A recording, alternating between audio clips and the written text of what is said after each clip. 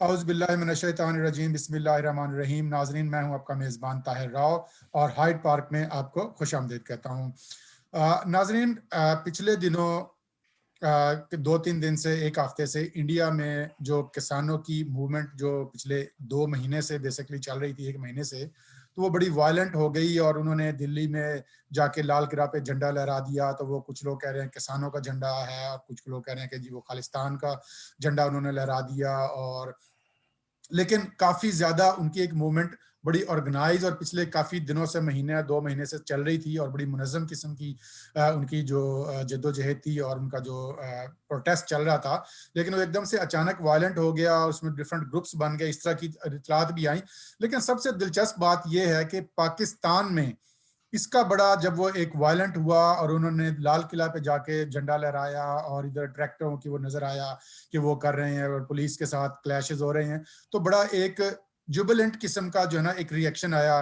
फवाद चौधरी साहब ने एक बड़ी ट्वीट की और जी किसानों के बारे में जो हमारे जो मिनिस्टर हैं उसके साइंस एंड टेक्नोलॉजी के दीम अफजल चंद साहब, जो अभी उन्होंने रिजाइन किया है, पीटीआई के जो एडवाइजर थे प्राइम मिनिस्टर के तर्जुमान, उन्होंने भी ट्वीट की कि जिस खेत से दहकां को मुयसर ना हो रोजी, उस खेत के खोशा गंदम को जला दो। उसके बावजूद, उसके अलावा भी ये तो एक मिसालें हैं, तो बड़ी व्हाट्सएप पे बड़े मैसेज पूरे पाकिस्तान में वायरल हो रहे हैं और जैसे पता नहीं कोई पाकिस्तानी फौज ने जाके और जो है ना दिल्ली पे लाल किला पे झंडा लहरा दिया है और वो हो गया है।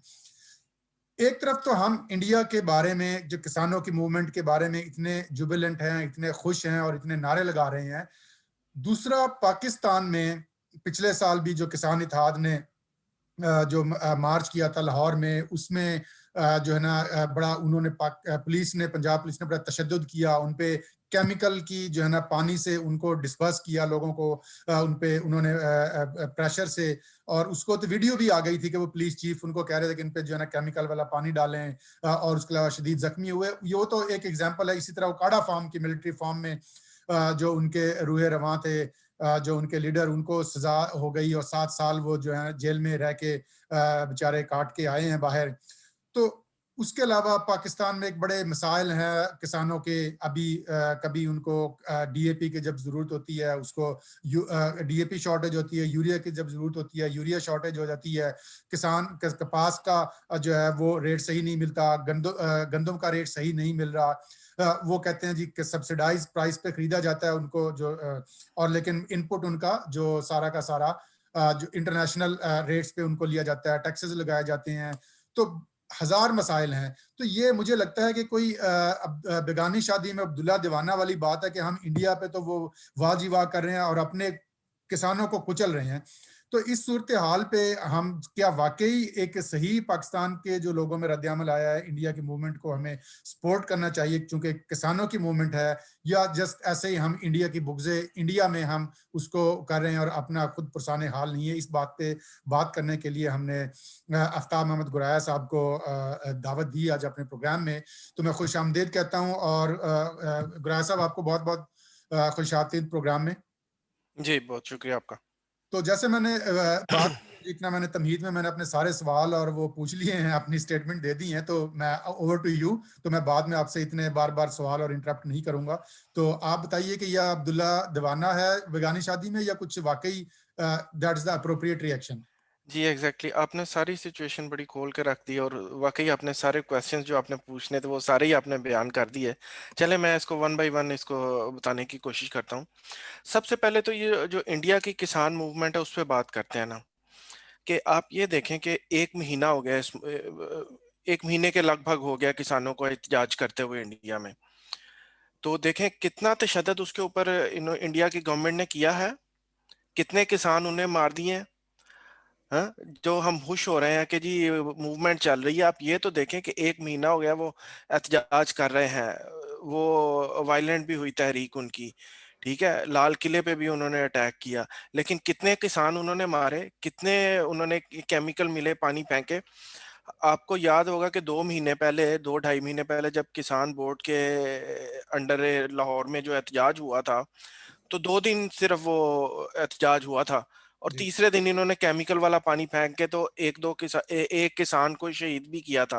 जी। खबरें तो 2 की आती हैं लेकिन 1 तो कन्फर्म है। तो ये तो हमारा हाल है। ठीक है, हमारे स्टूडेंट एहतजाज करते हैं, उनका जो भी मुतालबा है या नहीं है, गलत है या सही है, इससे कता नजर, क्या उनकी बात सुनी हमने? एक आपने तालिब इल्म भी मार दिया लाहौर में। तो जी अपना बिल्कुल। तो ये हाल है। और बात करते हैं इंडिया की। ठीक है, इंडिया के वो किसानों के मिसाइल हैं, वो उनका इंटरनल मामला है। हम हमें वो जो फरदौस आशा कवान कहती है ना, हमें अपनी मंजी थले के नीचे डांग डांग फेरनी फेरनी चाहिए। चाहिए। वो हमें देखना चाहिए कि हमारी ज़राअत का क्या हाल है। आपने गंदुम और कपास की कीमतों की बात की, तो मैं उसको थोड़ा सा एक्सप्लेन कर देता हूँ कि हमारा जो ना हमारा हर किस्म का बुहरान हमारे यहाँ मौजूद मौजूद है, क्राइसिस मौजूद है। यहाँ तक क्राइसिस मौजूद है कि हम तो यही एस्टिमेट सही नहीं लगा सकते, यही तहमीना हम सही नहीं लगा सकते कि हमारी कितनी गंदुम पैदा हुई, कितनी हमारे स्टॉक में पड़ी है। और जी हम बिल्कुल। क्या करते हैं कि जब गंदुम पैदा हुई तो उसको एक्सपोर्ट कर दिया। बाद में पता चला कि जी वो जो तहमीना लगाया गया था, अंदाजा लगाया गया था, वो गलत था। अब जो हमारी रिक्वायरमेंट है उसके मुताबिक तो गंदुम हमारे स्टॉक में ही नहीं है, तो फिर आप गंदुम इंपोर्ट करते हैं। ठीक है, पाकिस्तान दुनिया का इसी तरह 8वां चीनी बड़ा। में भी यही किया उन्होंने, चीनी चीनी में में भी भी ऐसे ही ऐसे ही, किया। चीनी में भी ऐसे ही है, पेट्रोल में भी ऐसे ही है, पेट्रोल में भी तो ऐसे ही करते हैं ना। इनको जी पता नहीं चलता और एकदम पता चलता है कि जी पेट्रोल की शॉर्टेज हो गई है, पेट्रोल के जहाज टाइम पे नहीं आए, इन्होंने टाइम पे उसको परचेज नहीं किया। एलएनजी का भी यही था, जिसकी वजह से इनको बाद में महंगी खरीदनी पड़ी। तो हर जगह पे यही इनकी ये सूरत नाअहली है, इनएफिशिएंसी हर शोबे में इनकी मौजूद है। तो बात ये है कि मतलब डॉक्टर हमारे साहब, किस। एक मसाइल हो गए हुकूमत के, तो एक इनकॉम्पिटेंसी और बैड गवर्नेंस तो नजर आती है हर जगह पे। लेकिन जो किसान के जो स्पेसिफिक मसाइल हैं वो आज के नहीं है, वो पिछले, जब से मैं तो बड़ा हुआ हूँ यही देखते आ रहे हैं। कभी गंदम शॉर्ट हो गई, कभी आटा शॉर्ट हो गया, कभी खाद नहीं मिलती, कभी नहीं, ऐसी बात नहीं है। आपको मैं आपसे स्प्रे एग्री नहीं नहीं मिलती, करूंगा, आपको जाली स्प्रे कर मिलती है। मैं आपसे एग्री नहीं करूंगा इसमें। कुछ जैसे पीपल्स पार्टी की गवर्नमेंट है ना, तो जब भी पीपल्स पार्टी की गवर्नमेंट आई है तो वो बड़ी किसान दोस्त गवर्नमेंट होती है। ठीक है, जी बिल्कुल। ये मसाइल होते हैं, ये नून लीग के दौर में भी ये मसाइल होते हैं, पीटीआई के दौर में तो ये वर्स्ट है। मैं आपको थोड़ी सी एग्जांपल पीपल्स पार्टी के दौर की दे देता हूँ। पीपल्स पार्टी की हमेशा बड़ी किसान दोस्त पॉलिसियां रही हैं। जी जब 2008 में पीपल्स पार्टी की गवर्नमेंट आई थी ना, तो उस वक्त भी वीट का बहरान पाकिस्तान में मौजूद था, गंदम शॉर्ट थी। पीपल्स पार्टी ने क्या किया आते सार, इन्होंने 600 रुपए मन गंदम से उठा के रेट 900 950 रुपए मन कर दिया उस वक्त 2008 में। उससे पाकिस्तान में वीट की बम्पर क्रॉप पैदा हुई, क्योंकि किसान को इंसेंटिव मिला, तो बम्पर क्रॉप पैदा हुई। आपने अपने गोदाम भी भरे, आपने गंदम एक्सपोर्ट भी की। ठीक है, किसान भी खुश, मुल्क में भी खुशहाली आई, जीडीपी में भी कंट्रीब्यूट हुआ, सारा कुछ हुआ। इसी जी तरह कपास ले लें। पीपल्स पार्टी के दौर में, आज से 2012-13 की मैं बात करता हूँ, उस वक्त कपास की कीमत जो थी, फी मन जो कपास की कीमत थी, वो 6,500 रुपये मन थी। जी बिल्कुल। उस वक्त ये पेस्टिसाइड्स की और ये दूसरी खाद वगैरह की और ये सारे जो लागत होती है, ये भी कम थी। और पर मन जो रेट था ना, वो 6,500 रुपये मन था। आज कितना है कपास का पर मन रेट?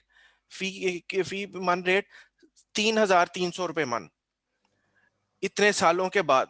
और दूसरी तरफ आप लागत देखें, आप ये पेस्टिसाइड्स की, यूरिया की, इन सारों की कीमतें देखें, तो वो डीजल किधर की देख चली लें, गई? डीजल डीजल की की देख देख लें। लें, डीजल की देख, वो किधर चली गई हैं?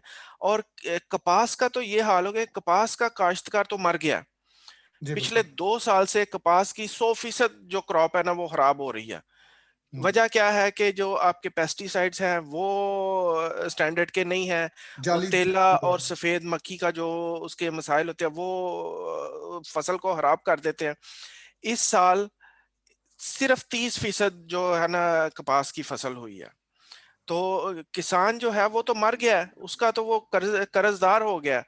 और यही हाल गंदुम का है। गंदुम आप देख लें कि पिछले साल इन्होंने, मैं 2020 की बात कर रहा हूँ, जब गंदुम का रेट निकाला तो 1,400 रुपये मन इन्होंने रेट निकाला। जी। किसान से इन्होंने जबरदस्ती 1,400 रुपये मन गंदुम खरीदी।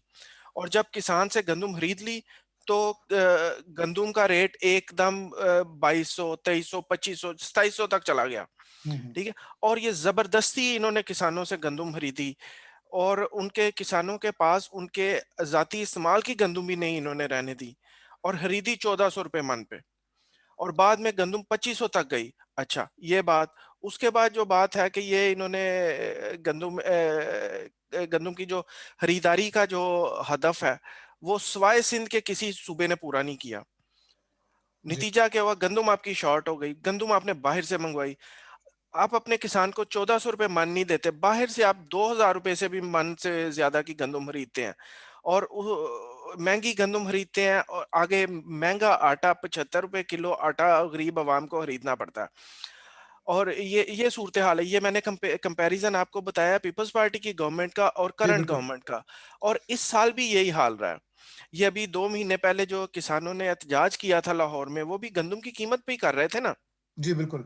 अभी उन्होंने क्योंकि बढ़ाई है, कीमत नहीं बढ़ाई बिल्कुल भी। हाँ, तो ये अड़े हुए थे 1600 रुपए मन पे। तो किसान कहता था कि 200 रुपए मन का 2000 रुपए मन तो करो। तो इसकी वास्ते इस वास्ते वो एहतजाज हुआ था।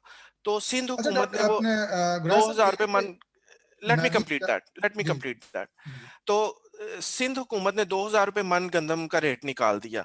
ये अभी तक 1600 रुपए पे अड़े हुए हैं। तो अब यही सूरत हाल है ना, क्या होगा? ये वीट जो है, गंदम जो है, ये हमारे ज्यादातर किसानों की मेन क्रॉप है। इसी से वो अपने सारे साल के खर्चे निकालते हैं, फसलों का खर्चा निकालते हैं, अपने घर के खर्चे निकालते हैं, सारा कुछ निकालते हैं। अब बात यह है कि अब ये क्या, ये गवर्नमेंट को किसानों के साथ, किसानों के नुमाइंदों के साथ, किसान बोर्ड के साथ बैठ के ये जरूरत इस चीज की है कि वो लागत का तहमीना तो लगाएं कि लागत क्या आ रही है आपकी उसकी क्रॉप के ऊपर और रेट आप क्या निकाल रहे हैं। अब लागत आती है 1500 1600, तो आप उसको ऑफर करते हैं 1400। तो वो घर से डाल के तो वो कितनी देर वो फसल काश्त करेगा? जी, अब बात करें। बिल्कुल। दूसरा एक पाकिस्तान में जो सबसे बड़ा इशू ये भी आता है सप्लाई चेन का। तो मैंने देखा है कि अगर बम्पर क्रॉप उसकी हो जाए वीट की, तो बारदाना नहीं मिलता, उसमें ब्लैक होता है, उसमें रिश्वतखोरी होती है, उसमें सिफारिशें चलती हैं। इसी तरीके से अगर गन्ना ज्यादा हो जाए किसी दिन, एक दफा शॉर्टेज होती है तो कीमत बड़ी ज्यादा हो जाती है उसकी। प्राइवेट सेक्टर चूंकि खरीदता है गन्ना, तो अगले साल लोग गन्ना लगाते हैं, तो उसको ब्लैकमेल करते हैं। जो शुगर माफिया है वो उनकी पेमेंट ही नहीं करता, 6 6 महीने साल साल रुला रुला के उनका जो वेट है उसको शॉर्ट कर देते। इसका सप्लाई को कैसे बेहतर किया जाए? देखें, बात यह है कि ये तो सारे रेगुलेटरी मैटर्स हैं ना। ये तो सारे गवर्नमेंट के जो डिपार्टमेंट्स हैं, महकमा ज़राअत है या दूसरे जो रेगुलेटरी अथॉरिटीज़ हैं, उनको फंक्शन करना चाहिए ना। अब हम क्या देखते हैं, हमें महकमा ज़राअत का तो कोई रोल ही नज़र नहीं आता कहीं पे भी। बारदाना अगर प्रोवाइड करना है तो महकमा ज़राअत की ज़िम्मेदारी है ना कि किसान को बारदाना जो है वो मुनासिब वक़्त पे और मुनासिब मिक़दार में जो है वो मुहैया करे, ठीक है? लेकिन हम लोग जो है, अब आप देखें ना, जैसे हर हमारा जो शोबा ज़िंदगी है, वो ज़वाल का शिकार है। तो जी इसी बिल्कुल। तरह महकमा ज़राअत भी है और इससे अलाइड जो महकमे हैं, जैसे नेशनल एग्रीकल्चर कौंसल टाइप जो एक पास्को इदारा है, है अपना। एग्रीकल्चर हाँ, डिपार्टमेंट ये है, सारे इदारे एग्रीकल्चर हैं। एक्सटेंशन है, डिफरेंट है अब बिल्कुल। मुझे बड़ी अच्छी तरह याद है जब हम छोटे होते थे, तो जब कभी गाँव जाते थे छुट्टियों में, तो हम देखते थे इनकी ज़राअत की, ये एग्रीकल्चर कौंसल वालों की गाड़ियाँ फिर रही होती थी। वो उनके पास सुज़ुकी पोटो हर गाड़ियाँ होती थी। वो आते थे, वो हमारे गाँव भी आते थे, हमारे पास भी आते थे, हमारे बड़ों से भी मिलते थे। वो आके बताते थे कि फसल में आपका ये प्रॉब्लम आ रही है, तो इसका ये हल है, या ये कैश क्रॉप्स है, आप ये लगाएँ तो आपको ये फ़ायदा होगा। मुझे याद है उस ज़माने में ये सनफ्लावर का बड़ा वो कैंपेन चलाते थे। वो जी कहते बिल्कुल। थे कि सनफ्लावर को काश्त करें, ये बड़ी कैश क्रॉप है, इस तरह की चीजें। तो अब तो वो कुछ भी नजर नहीं आता। अब जी तो वो बिल्कुल। मेरे हाल ऑफिसेज में, एयर कंडीशन ऑफिसेज में बैठ के तो वो एग्रीकल्चर को चला रहे हैं। तो जरूरत तो इस चीज की है ना कि गवर्नमेंट की तरफ से अगर कोई दिलचस्पी हो, कोई अच्छा गुरार ऐसा। साहब, मेरा आपसे आखिरी सवाल है, हमारे प्रोग्राम का वक्त चूंकि खत्म हो रहा है, छोटा प्रोग्राम है। जी, अब इसको एक चीज से, दो चीजों से इसको मैं जमहूरियत के साथ लिंक करने की कोशिश करूंगा और आपसे सवाल पूछूंगा। एक सिनेरियो रख रहा हूं आपके सामने कि जैसे आपने बात की इंडिया में जो किसान मूवमेंट एक महीने से 2 महीने से चल रही है और कोई वहाँ पे डायलॉग और मुज़ाकरात हो रहे हैं, कोई पुरतशद्दद जो गवर्नमेंट की तरफ से उनको नहीं किया गया कि उनको कोई मारा पीटा गया हो या कोई गोली मार दी हो किसी को या कोई बहुत ज्यादा गिरफ्तारियां हो गई हों। एक तरफ तो हमारी जो किसान मूवमेंट है वो भी इतनी कोई मुनज़्ज़म नहीं है, ठीक है, वो कुछ लोग हैं किसान इत्तेहाद वाले, वो करते हैं, लेकिन एज़ ए पूरा जो कम्युनिटी का जो होता है ना कि किसान मूवमेंट एक पूरी रूरल एरिया से बियॉन्ड पार्टी, जो हमारे जो डिवाइड हुई है ब्रादरीज़्म और पार्टी जो पॉलिटिकल पार्टी से बियॉन्ड कोई, उससे ऊपर उठ के कोई किसानों के लिए मूवमेंट नहीं है, नंबर 1। दूसरा बात ये है कि गवर्नमेंट की तरफ से भी कोई डायलॉग नहीं है। जैसे हम डायलॉग की हमेशा अपने प्रोग्राम में बात करते हैं, तो क्या ये जो हमारे मुल्क में जमहूरियत नहीं रही और डंडे के ज़ोर पे हर चीज़ को मारने की और लोगों को मुनज़्ज़म ना होने का जो शऊर नहीं है, क्या इससे आप एग्री करते हैं? उसका भी एक लिंक है एग्रीकल्चर से, अगर डेमोक्रेसी फ्लरिश करे, तो एग्रीकल्चर भी फ्लरिश करेगा? हाँ, बिल्कुल आपकी बिल्कुल वैलिड क्वेश्चन है। आपने ठीक बात की कि पाकिस्तान का किसान इतना मुनज़्ज़म नहीं है। लेकिन ये जो इंडिया के हम खुश हो रहे हैं ना, तो हमें इस बात पे ज़रूर खुश होना चाहिए कि इंडिया की मूवमेंट को देख के शायद हमारे किसान को भी ये अवेयरनेस आएगी। किसान बोर्ड ठीक है, एक लेवल तक काम करता है, उसमें भी वो नुमाइंदा लोग नहीं हैं। वो कुछ लोग हैं जिन्होंने एक बोर्ड बना के तो वो लेके चल रहे हैं। लेकिन अब ये जो इंडिया में हो रहा है, इससे पाकिस्तान के किसान में भी अवेयरनेस आएगी। जी, बात ये है कि अभी तक क्यों नहीं हुआ, तो चूँकि बात ये है कि शहरों में जो लोग होते हैं, जो वर्किंग क्लास होती है, उसमें अवेयरनेस भी ज़्यादा होती है और उनको एहतजाज करना भी आसान होता है कि ठीक है, एक दिन हड़ताल की अपने काम से और सड़क पे आ गए। लेकिन किसान के लिए ऐसा करना थोड़ा मुश्किल होता है। किसान वो एक जगह पे क्लस्टर्ड नहीं होते। जी, बिल्कुल। वो आपको बहुत बड़े कैचमेंट एरिया से लोगों को इकट्ठा करना स्कैटर्ड हैं, पड़ता है। बिल्कुल। स्कैटर्ड हैं, तो वो एक बहुत बड़ी मैस मूवमेंट चलानी पड़ती है, तो तब आके चंद लोग इकट्ठे होते हैं। इस तरह नहीं है कि जी ये क्लर्कों ने या उस्तादों ने हड़ताल की तो वो एक सड़कों पे आ गए तो वो अच्छा-सा जुलूस बन गया। किसानों का इस मामले में थोड़ा डिफरेंट है, उनका सिनेरियो थोड़ा डिफरेंट है। लेकिन ये जो इंडिया की मूवमेंट है, इसने एक रास्ता ज़रूर दिखा दिया है। तो ये मुझे उम्मीद है कि अब और मैंने कुछ ट्वीट्स देखी भी, कुछ जो मेरे किसान दोस्त हैं, फ्रेंड्स, उनकी मैंने ट्वीट्स देखी भी इस पे। तो इसका जी, लगता है कि अब वो हमारी काश्तकारी भी अब वो पुराने स्टाइल की नहीं, उसमें भी नौजवान लोग आ गए हैं, पढ़े-लिखे लोग आ गए हैं, जिनको अपने राइट्स एंड ड्यूटीज़ का भी इदराक है। तो मुझे पूरी उम्मीद है कि अब हमारा किसान भी जो है ना वो इस लेवल पे ज़रूर सोचेगा कि अपने हकूक़ के लिए कैसे लड़ना है। और बाकी जहाँ तक हुकूमत का मामला है वो तो मैंने आपको बता ही दिया है, जो जब आप किसान को उसकी जिन्स की मुनासिब कीमत ही नहीं दे रहे, जी, तो बिल्कुल। इससे आपकी ज़राअत में दिलचस्पी का अंदाज़ा ही हो जाता है कि आप की कपास जो है, कपास, व्हीट, राइस, ये सारी कैश क्रॉप्स हैं। जी, ये जी, बिल्कुल। सारी ऐसी क्रॉप्स हैं जो इंटरनेशनल मार्केट में आपके लिए डॉलर्स जनरेट करती हैं। लेकिन हमारी दिलचस्पी का आलम ये है कि हम सबको आहिस्ता-आहिस्ता ख़त्म करते जा रहे हैं। इधर ये कॉटन ज़ोन में कॉटन ख़त्म होती जा रही, ये सेंट्रल पंजाब में ये सारा वो राइस का एरिया है, तो अब वो राइस का भी यही हाल है, उन राइस के किसान की भी कॉस्ट ही नहीं पूरी होती, तो आहिस्ता-आहिस्ता वो उन्होंने सिर्फ़ अपनी ज़रूरत के मुताबिक चावल लगाना शुरू कर दिया और बाकी ज़मीन पे वो बाजरा लगा रहे हैं। जी, तो बिल्कुल। ये तो हुकूमत को सोचने की बात है ना, ये तो उनको अपनी जी, बहुत जो शुक्रिया जी आपका। ज़रूरी पॉलिसीज़ जो हैं, उनको बनाने की ज़रूरत है। जी, बहुत शुक्रिया आफ्ताब गुराया साहब, आपने बड़ी अच्छी बातें की। अल्लाह करे पाकिस्तान में एक बिल्कुल आपने, मैं आपसे एग्री करता हूँ कि मुत्फ़िक हूँ इससे, कि आपने कहा कि जो इंडिया की मूवमेंट पे शायद हमारे किसानों को भी एक मुनज़्ज़म होने का, एक उनको एक रे ऑफ होप हमें नज़र आ रही है, चूँकि क्रॉस द बॉर्डर एक चीज़ हो रही है। तो अल्लाह करे हमारे किसान भी मुनज़्ज़म हों, तो एक डायलॉग शुरू हो और हुकूमत पे प्रेशर आए तो किसान के हालात भी बदलें। तो इंशाल्लाह इसी पे हम अपना प्रोग्राम ख़त्म करते हैं। दोबारा एक नए टॉपिक के साथ गुराया साहब के साथ हाज़िर होंगे। उस वक़्त तक के लिए अल्लाह हाफ़िज़। मेरे प्रोग्राम को ज़रूर देखिएगा, हाइड पार्क को दोस्तों के साथ शेयर कीजिएगा और अपने कमेंट्स दीजिएगा। अल्लाह हाफ़िज़। बहुत शुक्रिया जी अस्सलाम गुराया साहब का। अस्सलाम वालेकुम।